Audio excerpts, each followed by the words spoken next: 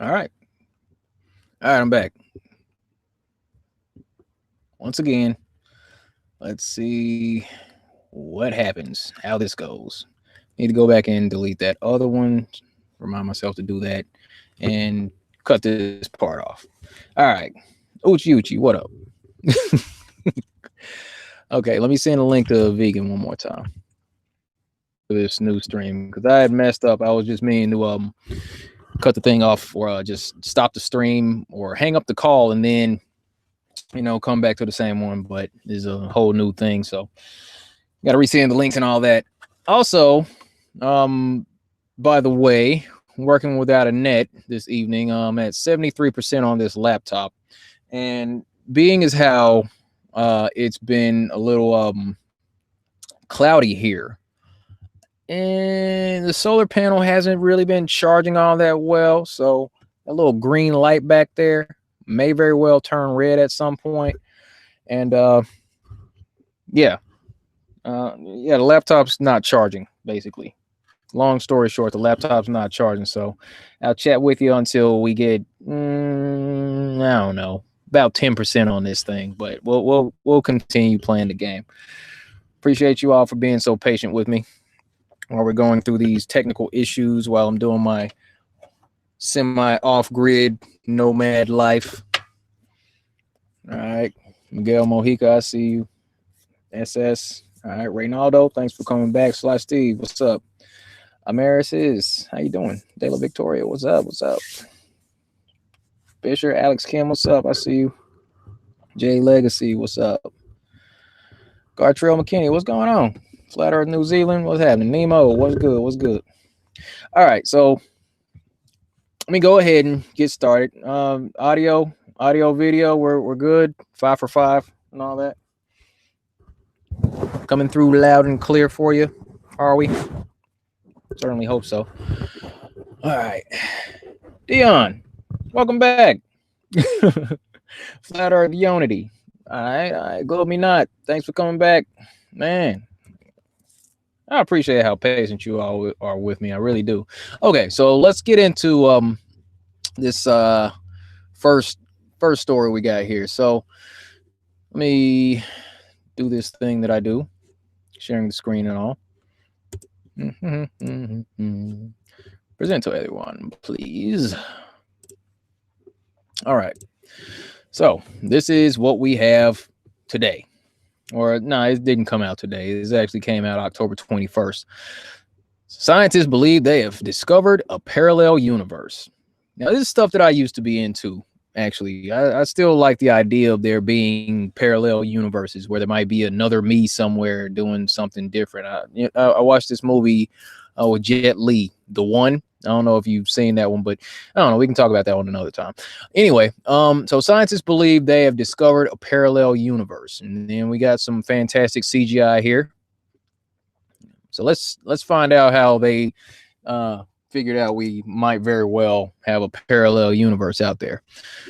It was recently reported that scientists believe they might have actually caught a flashing moment of a parallel universe bumping up against the one we currently live in. The hints came in the form of signals from what they believe to be the most distant points of the universe, suggesting that the fabric of our own universe has suffered from disruption caused by what they believe could be another very different universe. Awesome. This analysis could constitute some evidence to suggest the multiverse theory. More CGI here, and there's the okay. Anyway, lots of balls. They love the balls. Anyway, a researcher at the California Institute of Technology in Pasadena, Dr. Rangaram Chari, took a close look at data from the cosmic microwave background gathered famously by the Central European Space Agency's Planck Space Telescope. Lots of questions as far as these telescopes and all that good stuff out there, man. I mean, if all these motions are going on just on Earth, the way that the Earth is rotating, the way that the Earth is, orbiting around the sun, the way the sun's dragging all the planets in the solar system, and the way that the whole Milky Way galaxies moving through space, and then we got these telescopes that are supposedly millions and millions of light years away. I mean, how exactly are we able to zone in on these things while all this supposed motion's taking place? But these are just things I wonder about. But okay, scientists examine this glow, this energy captured by the Planck Space Telescope all the time. So this time, the researchers found various spots in which the microwave light was much brighter than it would make sense for it to be, according to one article.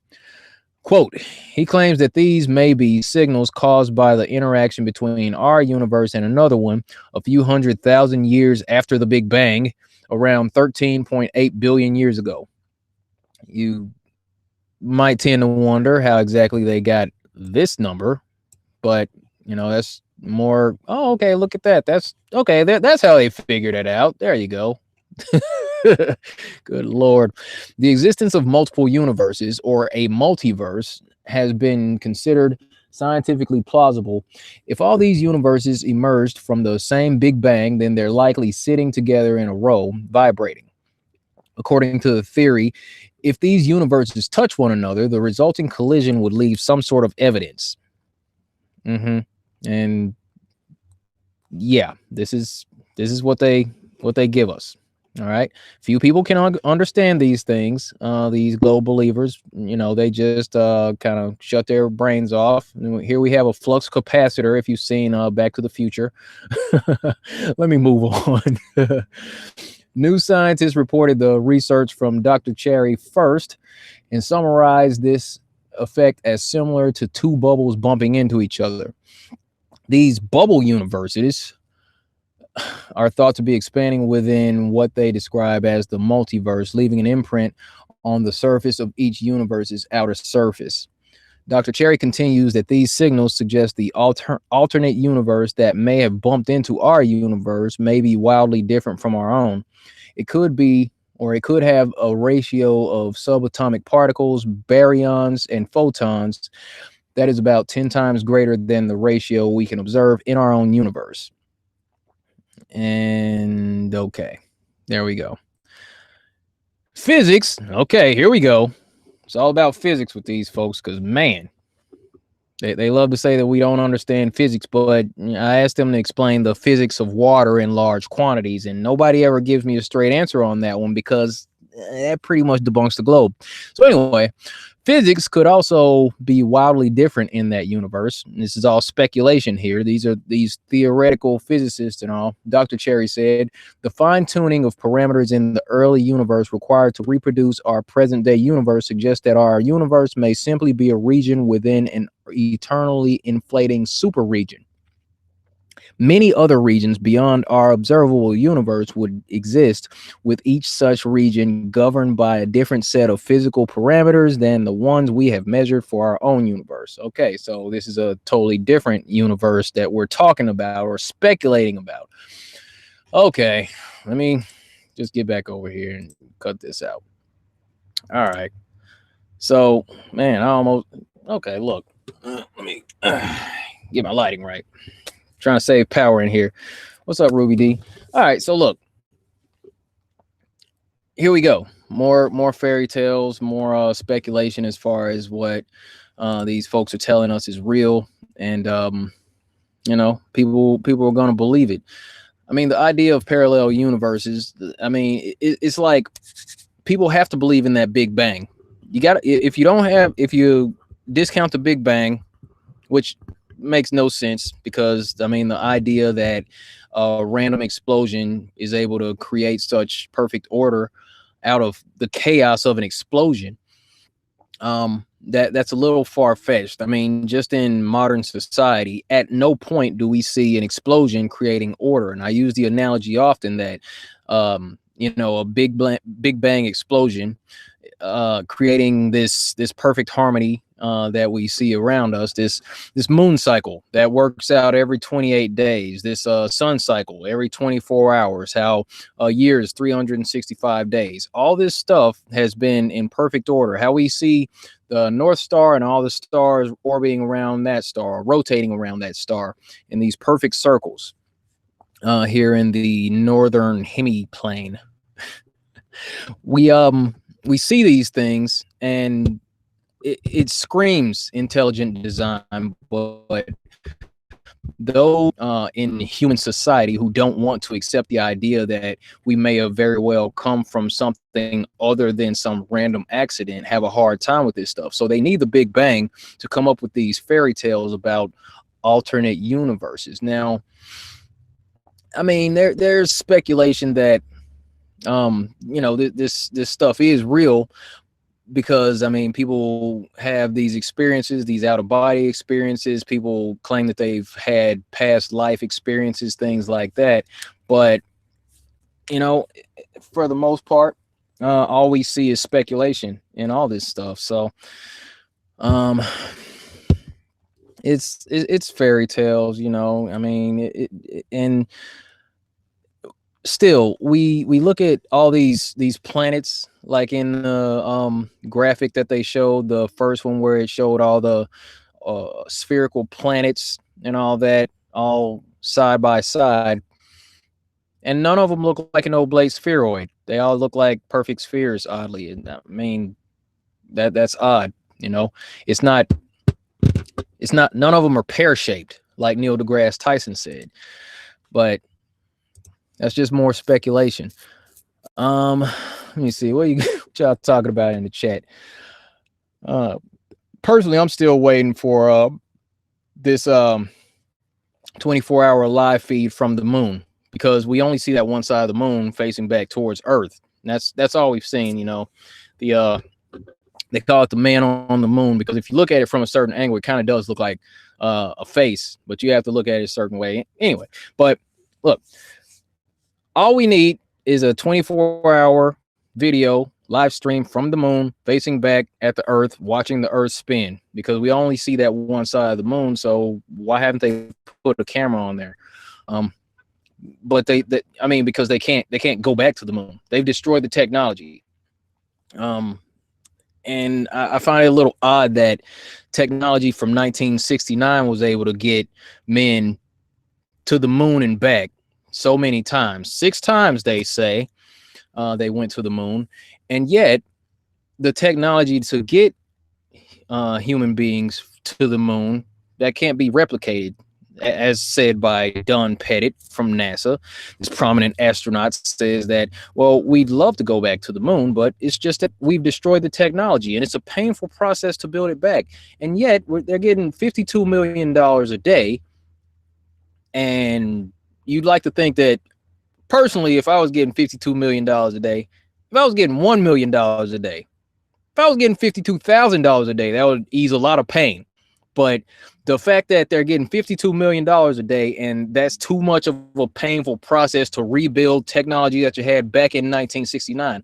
When we think about the phones, like the communications tech that we had from way back then, you know, we had the old rotary phones. You would have, with the cord, I mean, you got to dial it, you know what I'm saying? I used one of those like when I was young, like a few years old, not even double digits yet. They were still around.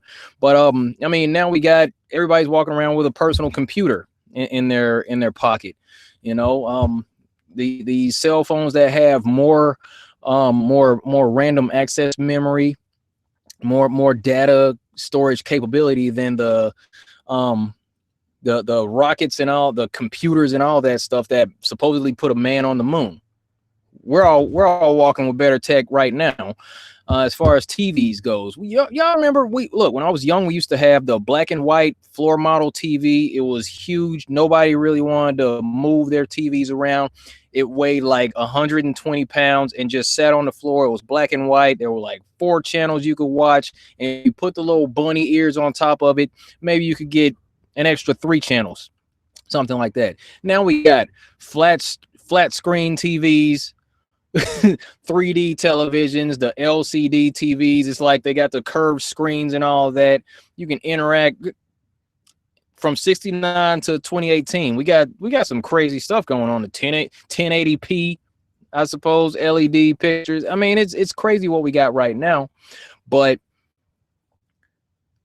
in addition to that, then we look at the cars. You know,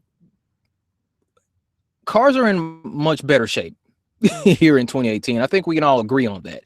The Volkswagen Beetle is not the same as the VW Bug today. All right, there have been some upgrades. The look is sleeker. It's not made of metal anymore. You know, they don't make cars out of metal anymore. They use like this what, carbon fiber, like some kind of play. I don't know what the heck they're using anyway. But look, all kinds of technology has gotten better, faster, and more efficient since 1969, except for rocket tech. They still use the same techniques. We're going to put a bunch of fuel in here and we're going to try to propel up into the sky. And this is how we get out to space. They're still using the same stuff that they were using like 50 years ago. And that's the only technological area that hasn't advanced. And that's not a red flag, because they've collected billions of dollars since they supposedly put a man on the moon. So you'd like to think that we can get somebody out there, but you know, it's a painful process. It's bullcrap is what it is. All right, so moving along, let me see now. Oh yeah, smart TVs. That's right. You can talk to your TVs now. Good Lord. Okay, so parallel universes. Sounds good. I mean, I used to like the idea. I was really heavy into the sci-fi aspect of all that stuff, man. You know, I told y'all I was really into space, sci-fi, all that good stuff. Parallel universes. That was cool to me. You know, the idea of going to another planet once they screwed up Earth. I used to be all over that stuff. I loved it. But then, you know, I've put aside childish things.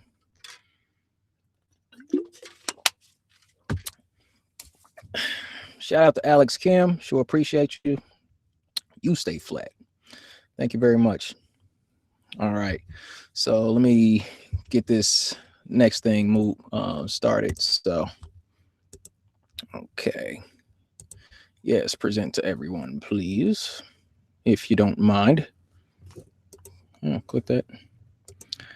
All right. So there was a story earlier this week about them sending or them having an issue with the Hubble telescope. The articles were talking about how they supposedly fixed the Hubble telescope by turning it off and turning it back on. It's like a simple tech support fix for them. You know, hey, did you try turn it off and turn it back again? So this one is a rebuttal for all that, because I think they knew I was going to report on it.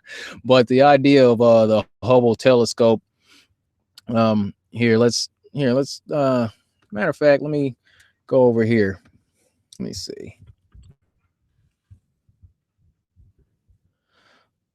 Let's take a good look at this here tin can out in space.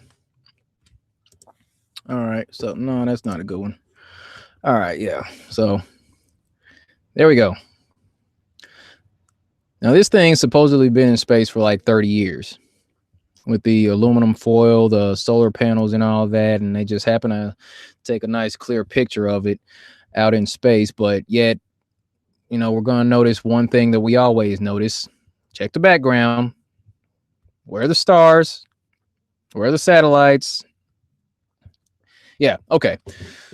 It's like a garbage can. They wrapped in tin foil, put some solar panels on it, a little metal, put some screws and all that here. Oh, look, is that a little satellite antenna? Is that this little thing supposed to be picking up signal or sending and receiving signal from how many millions of miles away? Oh, they got another one. It's pointing in the opposite direction. That's awesome. All right, so yeah, that's the Hubble telescope for you people. All right, so back over here. Good Lord. Okay, so no, NASA didn't fix the Hubble telescope by just turning it off and on again, they say. All right. and this is from October 24th. It hasn't been the best month for the Hubble Space Telescope. During the first week of October, one of the spacecraft's three gyroscopes failed. The giant telescope needs the devices to measure turning speeds and to zero in on things in space it observes and photographs. In a statement, NASA reassured the public that the breakdown was expected, saying the gyro had been exhibiting end-of-life behavior for approximately a year. Okay, so they're kind of what this sounds to me like is they're trying to hedge their bets because too many people are waking up and starting to take a closer look at this bull crap. Um, but yeah, that's just my thoughts on it.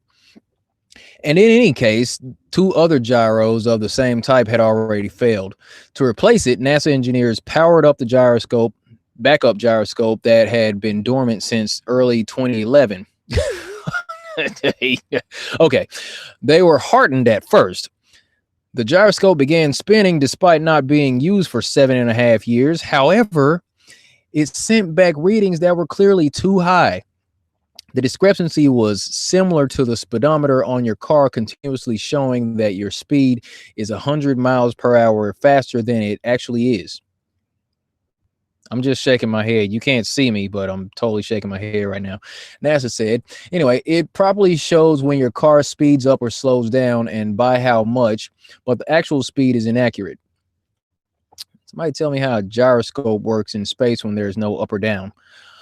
But anyway, engineers concluded the problem must have been some kind of mechanical obstruction, vowing to fix it. NASA kept the telescope in safe mode, limiting its operations in the same way a computer in that mode operates at bare bones settings. Keeping the telescope in safe mode also meant we were not doing science. We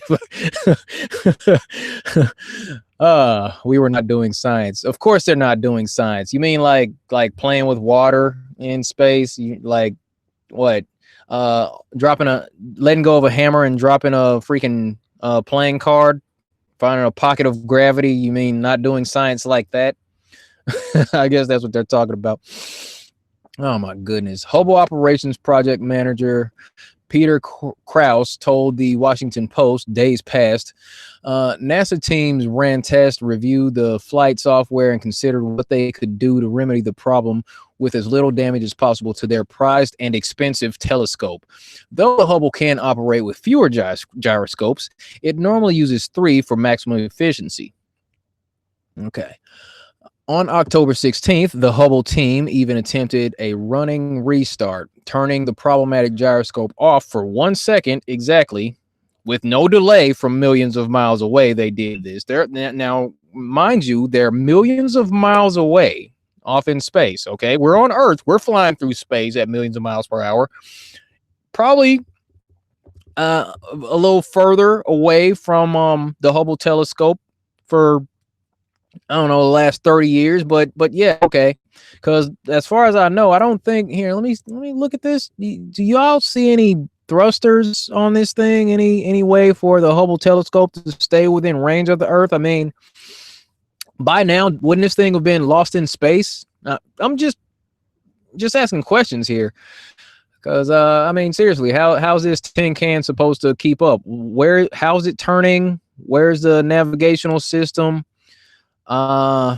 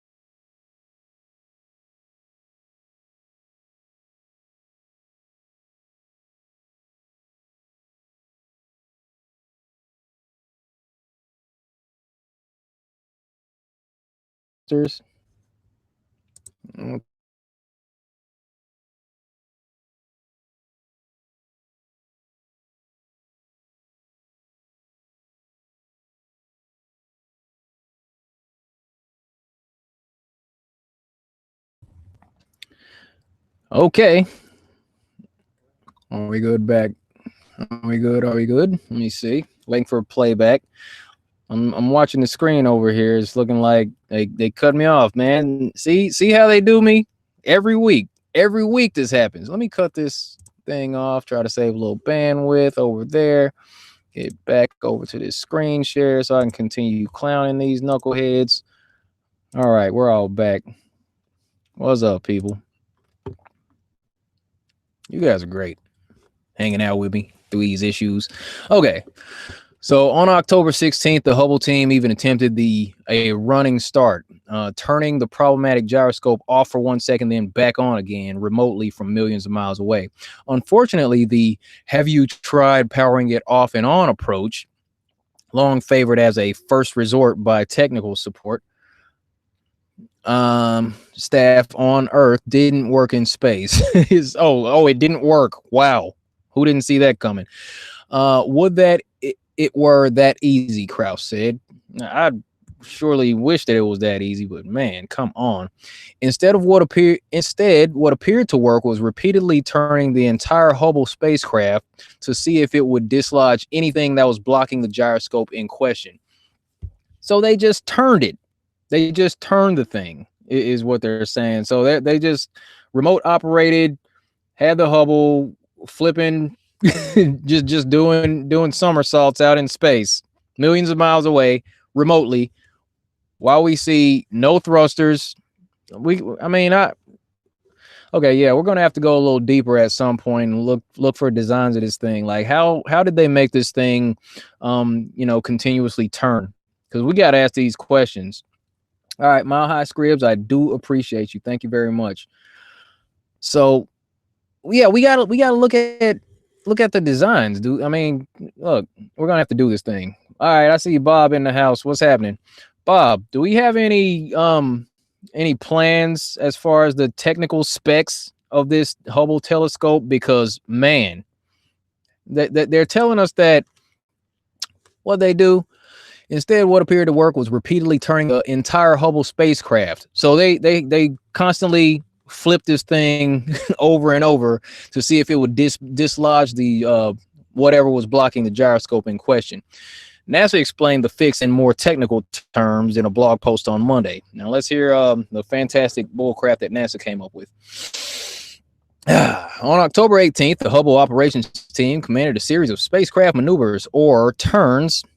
They could have just said turns, in opposite directions to attempt to clear any blockage that may have caused the float to be off center and produce the exceedingly high rates. During each maneuver or turn, the gyro was switched from high mode to low mode to dislodge any blockage that may have accumulated around the float. Following the October 18th maneuvers or turns, the teams noticed a significant reduction in the high rates, allowing rates to be measured in low mode for brief periods of time. On October 19th, the operations team commanded Hubble to perform additional maneuvers and gyro mode switches, which appear to have cleared the issue. Yay! Gyro rates now look normal in both high and low mode.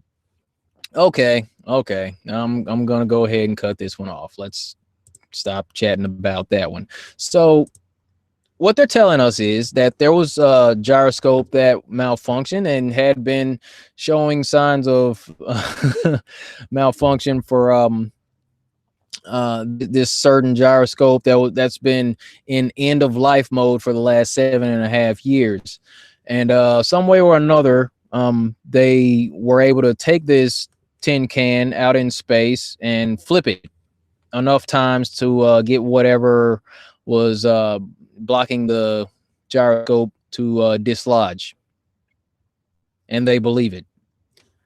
Wow. Yeah, that's what they want us to believe, folks. That's the more stuff from the space fantasy. So that's good Lord, man. Good Lord. I would want to talk about the pipe bombs, but the thing about, okay, so I see somebody said something about the pipe bombs. Let me go off on that for a little bit.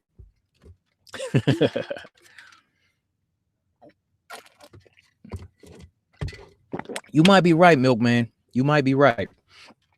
Not sure how I could be anonymous at this point, though. I thought about this about a year ago. Like, dude, it's too late for me to be anonymous. I'm out here. I don't know what to say. Okay. So about this situation where the guy's supposed to be sending pipe bombs to these prominent Democrats and all that. Now, granted, no, I sent Vegan the link earlier. I'm not seeing him, Bob. Yep. Let me send another invitation. All right, send it again. But yeah. So thing is, okay, so they found this guy in Florida, and he had apparently sent bombs to the Clintons, Obama, John Brennan, Debbie Wasserman Schultz, George Soros, James Clapper, a whole bunch of high-level criminals, basically, because I mean, these are the same folks that have been getting outed by different truthers, different people, political commentators on YouTube for a while. I mean, Eric Holder, he was one of the guys. Yeah. The folks that are looking into QAnon and reporting on all that stuff. I'm thinking that should I say the FF thing? I'm not even gonna say it, but y'all know what I'm talking about. When somebody has one of those little banners that's waving, but it's not real. Yeah, I think it's one of those. But they found a patsy in this guy, and there's pictures of this guy at these Trump rallies, holding up signs talking about "Welcome, Mr. Trump" or "We're happy to see you." He's got. Here's the thing that makes me nervous about that situation. The guy has a van, and he's got all kinds of stuff on his van in support of what he believes in, apparently. So that's what kind of made me nervous about this thing. They're like, he had all kinds of Trump support stuff. CNN sucks, all kinds of flags and stickers and placards on all the windows of his van. He was like way worse than mine. I mean, I just got a few couple things written on the sides of my van and some stickers from places that have been traveled. So I don't know, man. If they're trying to set it up to where they're kind of trying to criminalize people who believe in something, who write stuff on their van, man, I'm not feeling all that safe these days. You know what I mean? So that's just my take on this whole thing. It's all political theater, and if you follow the QAnon stuff, then what this is kind of like a last ditch effort for them to weasel their way out of looking as guilty as they are, because if you're following that stuff, they're saying there's like 57,000 sealed indictments, and a lot of the people that were supposedly recipients of these bombs, or were the intended recipients of these pipe bombs, they're all looking at indictments. They're all looking at getting locked up, and there's apparently been renovations made to Guantanamo Bay to kind of accommodate for elderly people. So there's been some odd stuff going on in the political theater, man. I mean, it's really elaborate what's happening right there. So, let's just keep an eye open for whatever happens. But other people are saying that it's hey, Tammy, there's other people saying that this whole situation with the bombs being sent to these people is a distraction from the migrant caravan coming up from Honduras, and it was like 5,000 people a while back, and I mean now it's supposed to be more people, but that whole walk from Honduras to the Mexican U.S. border, that's like 2,000 miles, something like that. So and I was reading some tweets somebody posted by James Woods, and James Woods is woke, freaking James Woods, the Hollywood guy. But he was posting some stuff, just putting the numbers up. He's like, okay, so basically these folks coming from Honduras to the border, that's about 2,000 miles. So in order for this group of migrants to hop up and decide to take that walk, they would have to be walking, and they would have to cover like 10 or 20 miles a day for 3 months straight in order to make it to the border. But just watch, magically, they're all going to show up right before the midterm elections. And at what point did these 5,000 migrants decide, hey, we're going to all pack a lunch, get on foot, and walk to the U.S. border? And I mean, what he was saying, it was like some real simple stuff. It made sense to me. And I'm like, that doesn't really add up. They would have to, somebody's going to have to be taking care of these folks. Because, I mean, like, where are they using the bathroom? Where are they getting their food replenished from? Where are they sleeping? Because they're on foot walking for thousands of miles. 5,000 people? Really? That's craziness. That's crazy, man. You cut that out, Neo. So anyway, what's up, Joey? Hey, Virginia. All right, so yeah, that's the whole situation. There's no telling what's going on. Hold up, Kip, you said James was your second or third cousin on your dad's side. My dad's mom's side. That's awesome. Okay. Hey, Nordy. Okay, cool. Hey, Lindsay. All right, so look, yeah, that's what I got, man. That's what I got. Yo, who said vegan? Is he in the chat? What's going on, man? It's all good. I'll continue. Dan Pratt, what's happening, man?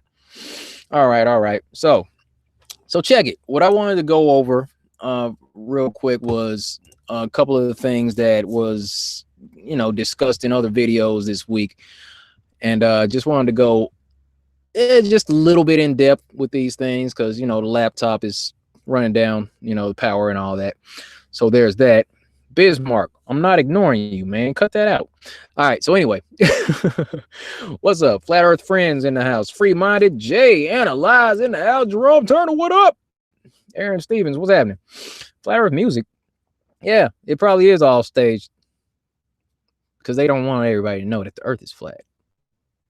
All right. So anyway, let me get this screen share going so I can show you some of these things. We can, just go back and forth on some of this stuff. So I'm doing my presenting thing. All right. So you all probably saw this video that I did the other day. And what I wanted to hit on was I didn't go in depth on this video. On this particular video, what I was doing, I was looking to go on the NASA live feed and get some actual like real-time video from NASA to do a comparison. And what I ended up getting when I went on there, that live stream, was just a black screen. It was just a black screen for so long, and I'm wondering what's up with NASA. Why is it that we didn't have any feed there? What's up with all the satellites? What's going on with the communications? What's going on here? Is this thing fake? And I've been saying for a while that the NASA live stream, that is fake. It's like I want to say like a 4.5 hour loop, maybe longer than that, but it shows the same crap over and over. All right. And I mean, I'm not sure what happened with this. They're like, what is this? What's that? Please stand by. The high definition Earth viewing experiment is either switching cameras or we are experiencing a temporary loss of signal with the International Space Station. Odd, very odd that would happen, in my opinion. But, there were still 216 people watching the black screen. I'm thinking that they all work at NASA.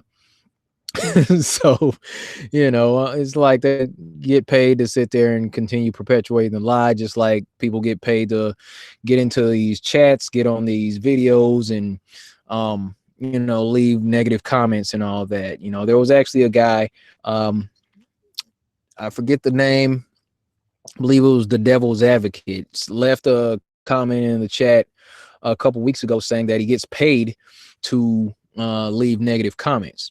So the stream goes on, it goes from the black screen, it goes over to this, it switches to this. So this is supposedly part of the ISS, and you can see that there's the light source up here somewhere. So this is supposed to be part of the ISS, and the camera's supposed to be looking at what? You know, I mean, so are we still out in space? What's going on here? And if we are out in space, where are the stars? Where are the planets? Why aren't we seeing anything? Where's the Earth? Where's the sun? Where's the moon? We can't see anything out in space? That's crazy. That's crazy to me. You know, because we already have videos of the guys who supposedly went to the moon. There was Neil, Buzz, and the other guy. Poor guy. Nobody really knows that dude's name. Just Neil and Buzz. But yeah, they're all sitting at the table looking depressed, and they're saying they didn't see any stars. But then we got Don Pettit and this other guy in one interview saying, "Oh yeah, we saw lots of stars. You know, it was awesome. You know, we could see all the planets, and you know, we could see stars and all kinds of stuff up there." So, you know, NASA can't get their story straight. But whatever the heck this is, on the live stream, NASA live stream from the International Space Station, this thing is staring out into the blackness of space, apparently. I'm calling BS on this, man. I'm calling BS on it. Like, what are we looking at here? And but people still believe it for whatever reason. I find it odd, but that's just what it is. You know, if you like it, I don't know what to tell you. And like I said, in order for NASA to continue, or in order for a person to continue believing this whole globe deception, you know, you have to deal with the idea of there being so many different anomalies, so many coincidences that, you know, you have to deal with just to continue believing this stuff. Because, like, what's this? What's going on? I mean, anyway, so we'll just move on from there. I think I went on about that one for a while.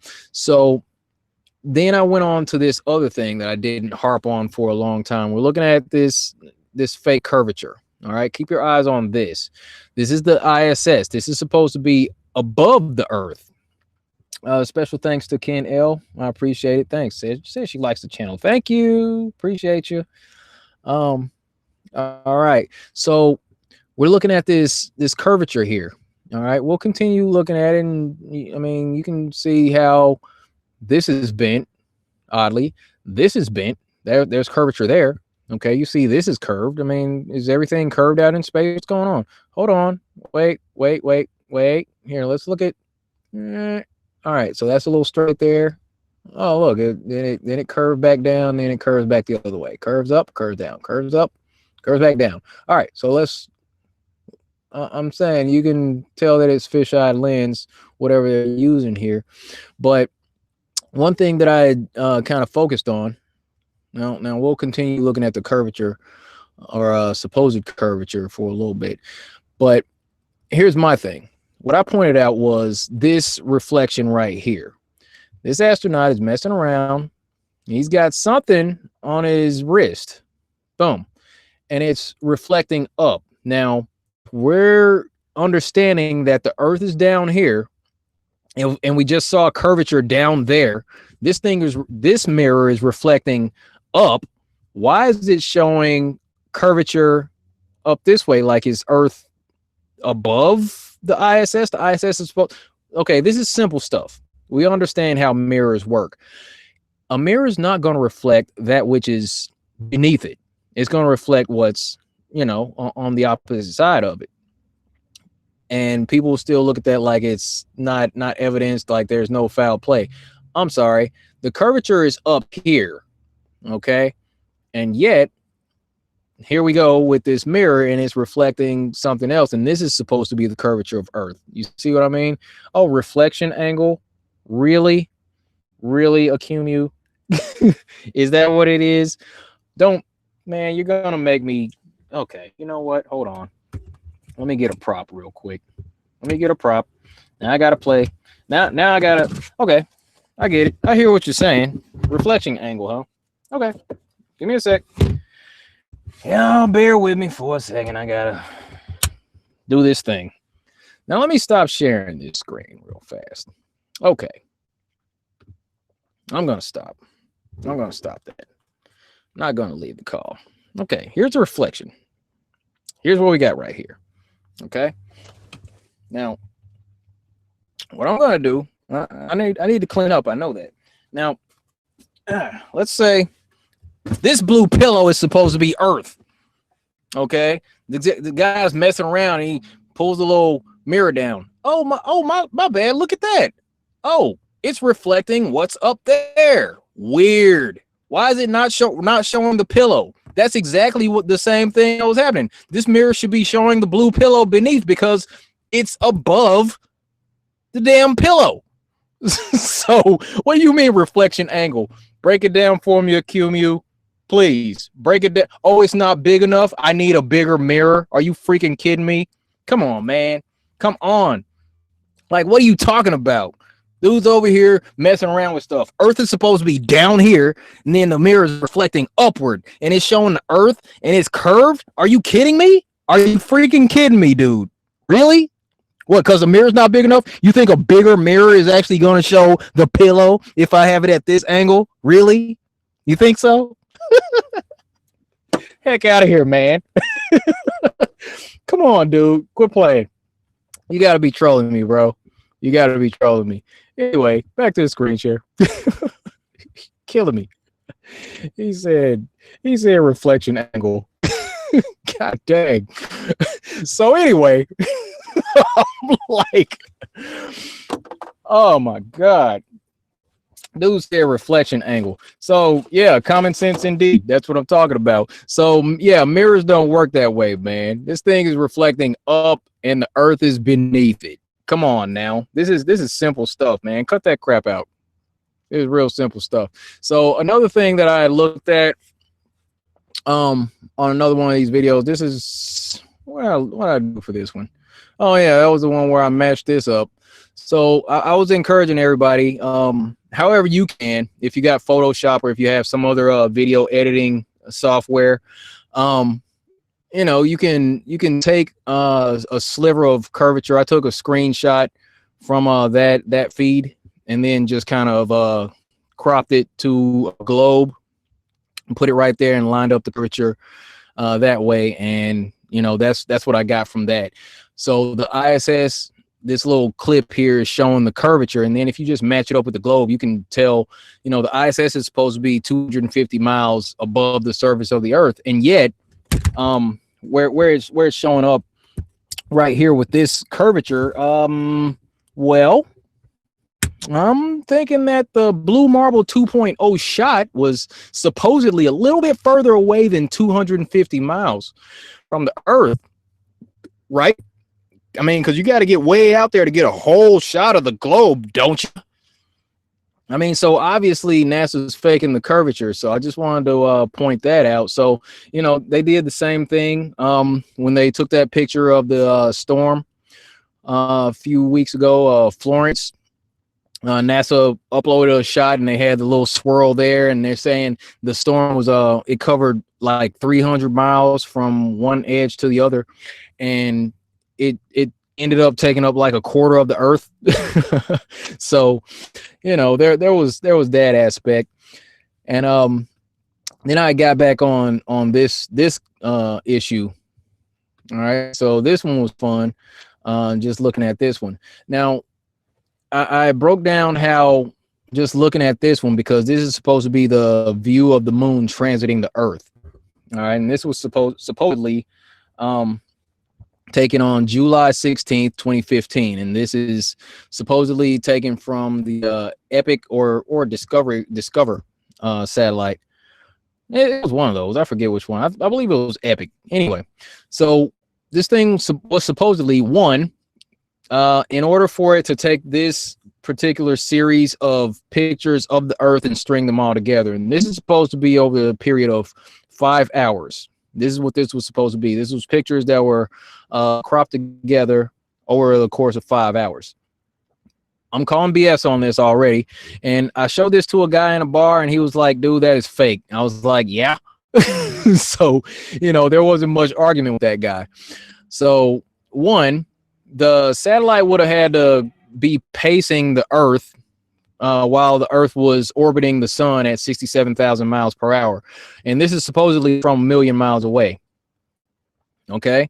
It's supposed to be a million miles away. Remember a second ago when we saw the globe Earth that was about this same size, where the ISS took up, took that shot where I cropped it in right over there. Is it safe to assume that that video or that picture of the blue marble 2.0 that was from a million miles away, because it showed Earth about the same size, and then the ISS took up all this, and it's supposed to be 250 miles away. But there's that. So this particular satellite was supposed to be taking pictures of the Earth stationary, or looking stationary, from a million miles away over the course of 5 hours, and it had absolutely no problem pacing the Earth and keeping it like locked on perfectly. So there's that one anomaly. Shout out to Milkman. I appreciate you, man. Let me see. Milkman says, D, we gotta take They Live broadcasting to the next level. You got that right. I'm saying, because They Live, we sleep. We're gonna kick it up a notch at some point and just continue beating on this whole deception until these people wake up. But I appreciate you, Milkman. Shout out to you. Okay, so there was that. The camera would have had to stay stationary the whole time. Then we look at the idea that the clouds hadn't moved at all, and that's ridiculous in itself. And then I pulled up, just a couple quick time lapses that I did personally. And there was, do I want to do this one? Yeah, sure. Real quick. I mean, so the one, and just did a quick comparison. Like, you see how the clouds don't move at all. You don't see them swirling. You don't see any clouds going in and out of view. Like you see, at least on the Doppler radar over the course of hours, they at least try to fake that. But it looks like that they took, the graphics department just took a flat picture of what was supposed to be the Earth and the clouds and all that, and just wrapped it around a ball digitally. Because I mean, nothing changes about these cloud formations. Absolutely nothing. They're the exact same over the course of 5 hours. Calling BS on that one also. And then I'll show you just let me cut that off. All right, so you can see right here how the clouds are in and out. And this is just over the course of a few hours. You can see all the cloud movement, and each one of these videos is like, 50 minutes, and you can see all the movement in the clouds. So just the idea that the clouds wouldn't move while they're being viewed from that far away, that's absolute nonsense. So I pointed that one out. And then in another, Dan Pratt pointed out the idea that the moon, okay, now let's look at the alignment. Okay, right here we see the specular highlight. That's what Rob Simon called it when he was talking about the blue marble 2.0. So there was this thing. There's a specular highlight here in the center. Okay, so that signifies that from our perspective, we're looking directly at the sun, and the moon is supposedly crossing in front of the Earth, although it seems to be glued to this one spot. Now, we don't see a shadow going anywhere, but the idea of the moon being in between the sun, because looking at the alignment, the sun would be directly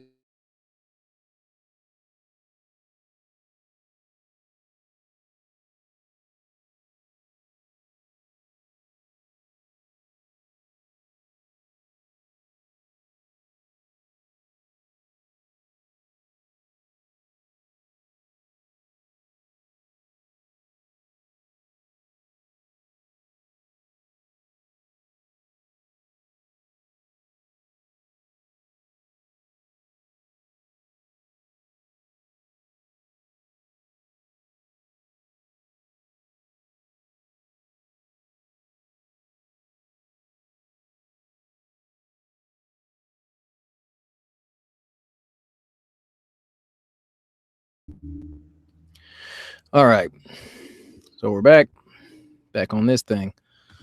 Okay. Not messing around. I know it's working. We're back. All right. So we're looking at this thing again, and what we're looking at is technically a solar eclipse because the moon is crossing right between the sun, because what we have here is this bright spot, the specular highlight, and that signifies that we are looking directly at the Earth, globe Earth, supposedly, from between the sun and the Earth, and then the moon passes right in front of where the sun is supposedly shining, and this is the definition of a solar eclipse. So what I did, I looked up the different eclipses that took place in 2015, and none popped up for July 16th of 2015. So there was that issue. So in addition to this looking like CGI, this sounding like CGI, none of the clouds moving, the idea of this little highlight here, the bright spot, and then the moon crossing in front of it, they basically faked an eclipse with this whole thing. And people will say it's the angle. Okay, so we're not looking directly at the Earth. All right, well, where's the shadow? That's my question, because people were saying, no, it's not an eclipse because the angle is off. Okay, if the angle's off and it's not an eclipse and we're not directly head on looking at the Earth from this position, then tell me, where exactly is the shadow that the moon's supposed to be casting on the Earth if we're not looking directly at the Earth from here? What's up? Somebody tell me, where's the shadow? Where's the shadow? Where's the shadow? If we're not head on, where's the shadow at? Tell me about that. And that's the NASA fanboys who are going to continue arguing for this nonsense. And then, of course, we've all got the normal questions like, where are the stars? Where are the planets? Why is there nothing back here? And I know it's just this small little shot right here, just this little circle, or just this little square where we can see this stuff. But so the telescope was able to stay fixed in with the Earth. The moon crosses in front of the Earth. There's the specular highlight here. This was an eclipse on July 16th. Basically, they faked that. There was no eclipse on that day. There was a couple in April. There was one in September, like on September 14th, and then there was one for like the 27/28th. And yeah, nothing. There was no eclipse there. Oh, what's this? Is that a star, or is that something else? What is this?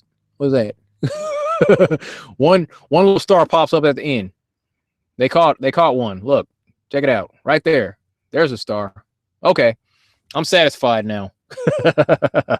Stop it. Just stop it. Okay, so the other rebuttal that the heliocentric enthusiasts had for this one in particular.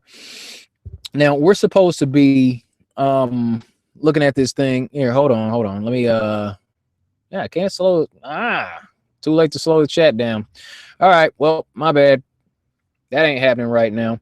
So moderate the trolls if they start posting real quick, people. Just saying. Tell them out if you got to. But so here, according to the globe model, the moon is supposed to be a solid object. And what people are telling me is that during July 26th or July 16th, 2015, they're saying that was a new moon. Okay, and for those of us who, for anybody who doesn't know, the new moon cycle that takes place each month, that's basically when the moon is freaking invisible. Like nobody even knows where the moon is. It basically disappears for about 3 days and we can't see it. What they're saying right here is that what we're seeing is the backside of the moon during the new moon phase, because the moon is a solid object, except for the fact that we can't see it for 3 days like every month.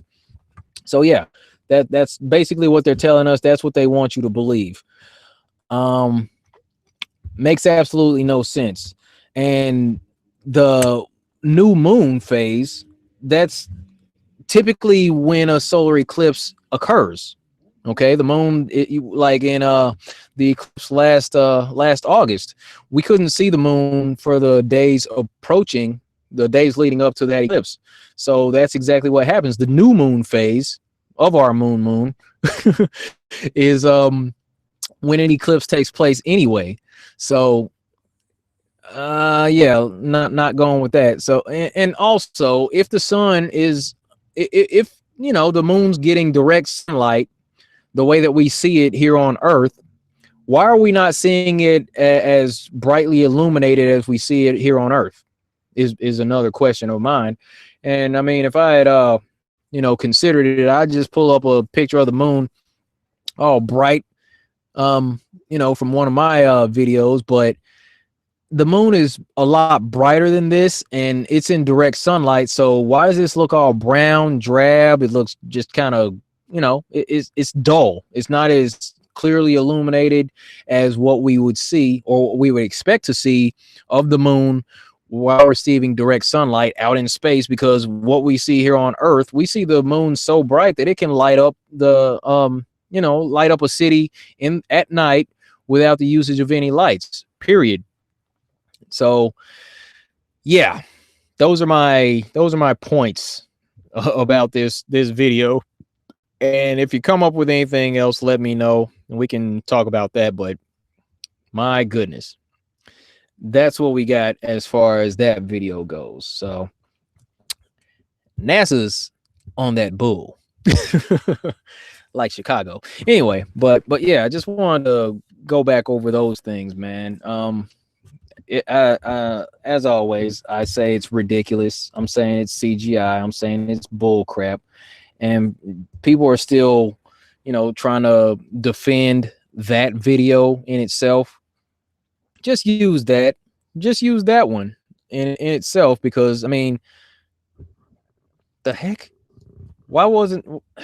Anyway, not sure what else to say about that one, because there was a lot wrong with that particular video, but they swear it's real. They want you to believe that it's real.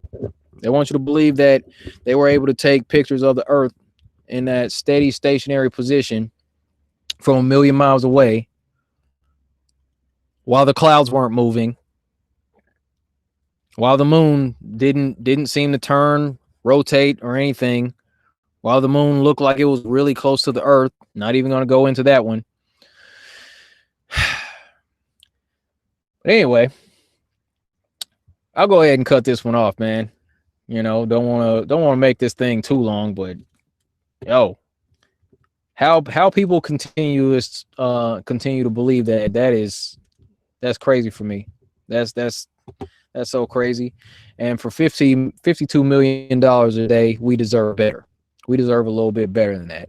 And I was listening to Eddie Bravo, and what he said, as far as these people asking us, well, what would it take for you to believe that they went to space? What would it take to restore your confidence in NASA? What would it take for you to abandon this idea that space is fake, that NASA's an illegitimate spacefaring agency? What's up, Sean G? What's up, man? How you been? All right. What I would need to see, and the same thing Eddie Bravo was saying. He was like, look, all you gotta do is take a GoPro, strap it on one of these astronauts. Okay, when they're going into the little hole of the spacecraft in the rocket and all that. Keep the thing recording. It could take 13 hours. It could take 15 hours. It could take 24 hours. However long it takes. Okay, just do a live feed the entire time. They have the money for it. Don't they have the technology to be able to send a signal back? We're getting these high-def, crisp pictures from millions of miles away, being back from Hubble, apparently, this trash can out in space. We're getting all these clear pictures. Okay, they're able to remote control the Hubble telescope from millions of miles away. They should be able to put a GoPro on one of these astronauts. Okay, have them. Okay, we're leaving from the center. Okay, boom, we're walking up the tarmac. We're getting onto the rocket. All right, we're hanging out in the rocket, doing the countdown. GoPro is still recording.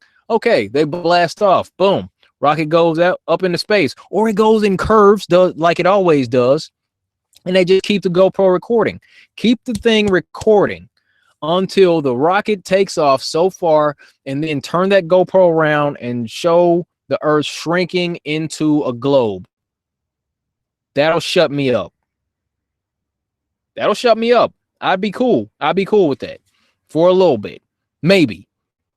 They could probably still fake that. But at the same time, I don't know why they haven't done it. They demand that we as flat earthers have transparency in everything that we do, and yet the standards are totally different for these agencies that are getting all kinds of money. They accuse us of being in it for the money, and we're shills, and we're charlatans, and we're scammers, and we're all this and that, and yet we're normal people. We're not collecting taxpayer dollars to give CGI to the public. That's what NASA's doing, because we've already caught them with the CGI glitches. There was the one back in January where the astronauts are all in the ISS. They're like, yeah, okay, we're out of here. And then they flip this thing out. Oh, shoot. All right. Okay. That's what's up. I just got a message from Vegan. I'll holler at him after this thing. He's not in good shape right now. But, all right, yeah.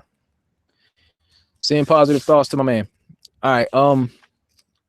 So they're demanding that we have this high standard of how we present things, but they don't hold these spacefaring agencies to the same scrutiny. They don't. They let them slide with all kinds of stuff. With the wires, we see the CGI glitches, the wire harnesses. We hear the admissions that they can't go beyond low Earth orbit, which low Earth orbit is between 90 miles and 1,200 miles. If the moon is 238,000 miles away and they can't go further than 1,200 miles, that's a red flag, period.